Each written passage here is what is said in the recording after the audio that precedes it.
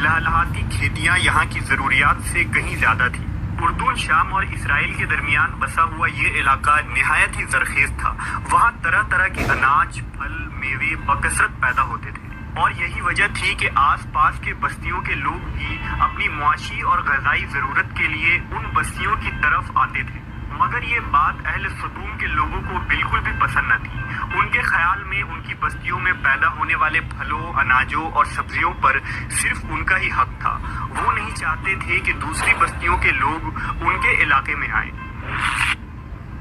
ایک دن صدوم کے لوگ اس بات پر غور و فکر کر رہے تھے کہ باہر سے آنے والے لوگوں کو یہاں آنے سے آخر کیسے روکا جائے کہ ابلیس ایک بزرگ کی شکل میں ان کے محفل میں آیا اور کہا، اگر تم ان سے پیچھا چھڑانا چاہتے ہو تو میرے کہنے پر عمل کرو۔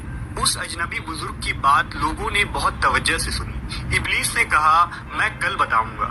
دوسرے دن ابلیس ایک خوبصورت جوان لڑکے کی بھیس میں آیا اور انہیں اپنی عورتوں کے بجائے مردوں کے ساتھ فعل بد کرنا سکھایا۔ ابلیس نے کہا کہ اگر تم ان بستیوں کے لوگوں سے نجات چاہتے ہو جو تمہاری بستی میں آ جاتے ہیں تو ایسا کرو کہ جب بھی کوئی شخص تمہارے علاقے میں آئے تو تم لوگ زبردستی اس کے ساتھ اپنی خواہش پوری کرو۔